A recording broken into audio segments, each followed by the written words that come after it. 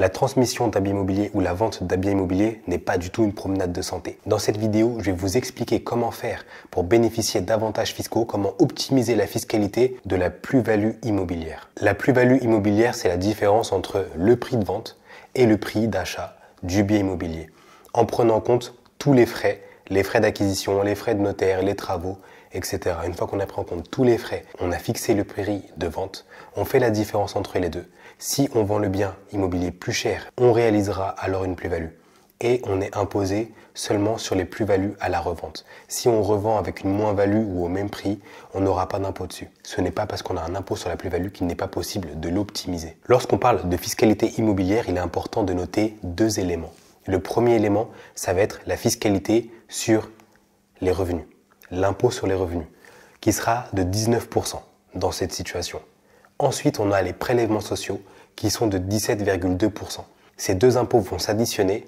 Au total, on aura 36,2% d'impôts sur la plus-value. Comment faire pour éviter ce taux classique de 36,2%? Le premier point, c'est la durée de détention. À partir de la 5e année, on obtient un abattement de 6% sur l'assiette imposable et au bout de 22 ans, on a un abattement de 70% sur l'assiette imposable et à partir de 30 ans de détention, on est exonéré totalement d'impôts sur la plus-value, y compris exonération totale sur les prélèvements sociaux. Après une certaine période de détention, il est possible de totalement bouleverser sa fiscalité immobilière. C'est vrai qu'il y a un projet de loi qui va être voté. Tous ceux qui souhaitent vendre leur bien immobilier, soit dans les prochains mois, soit dans les prochaines années, dépêchez-vous. Parce que ces avantages fiscaux vont peut-être évoluer. Mais voilà, si ce n'est pas votre objectif de vendre, vous n'allez pas vendre par précipitation juste parce qu'il y a un avantage fiscal.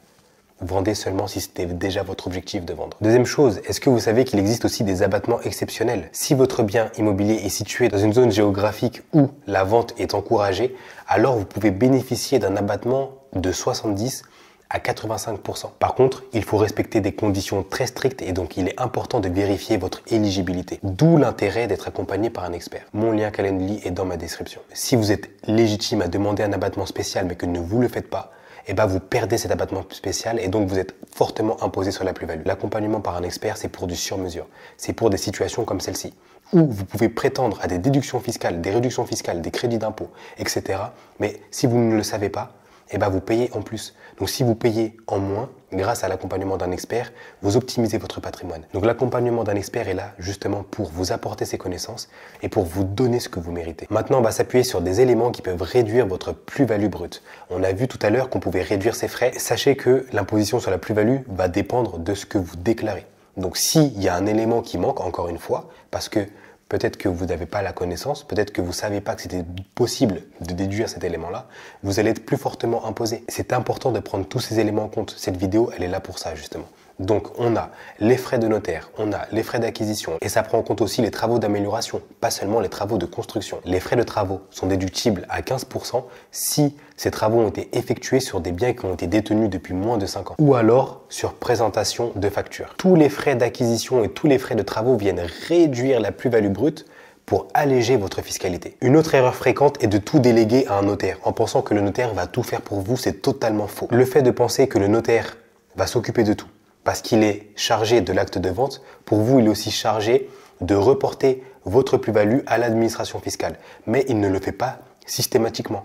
Donc, c'est votre devoir de reporter votre plus-value sur la déclaration 2042C à l'administration fiscale, donc sur la déclaration de vos revenus. Et le problème, c'est que peut-être que vous n'allez pas l'oublier, vous allez quand même reporter cette plus-value. Est-ce que vous avez peut-être droit à des déductions que vous n'avez pas pris en compte? Le calcul de la plus-value est-il faussé? Est-ce que le montant que vous avez mis est bien déclaré? Et une autre erreur fréquente pourrait être de penser que justement parce qu'on a des abattements ou parce que ça fait même 35 ans qu'on a détenu son bien immobilier et qu'on le met à la vente, vu qu'on a des exonérations, voire même des exonérations totales ou alors des abattements, se dire qu'on n'est pas obligé de déclarer. On est obligé de déclarer tout type de revenus. Les plus-values en font partie. Les plus-values constituent une des 5 raisons pour laquelle on va devoir payer des impôts. Si vous ne le faites pas, vous pourrez être sanctionné par des amendes ou par des pénalités, des intérêts de retard. Donc faites-le. Pour tous ceux qui sont restés jusqu'à la fin, je vais vous donner des stratégies fiscales qui vont vous permettre de réduire l'assiette imposable sur les plus-values. Intégrer ces biens immobiliers dans une SCI va permettre une gestion plus souple. Ce sera la SCI qui va être chargée de la gestion de vos biens.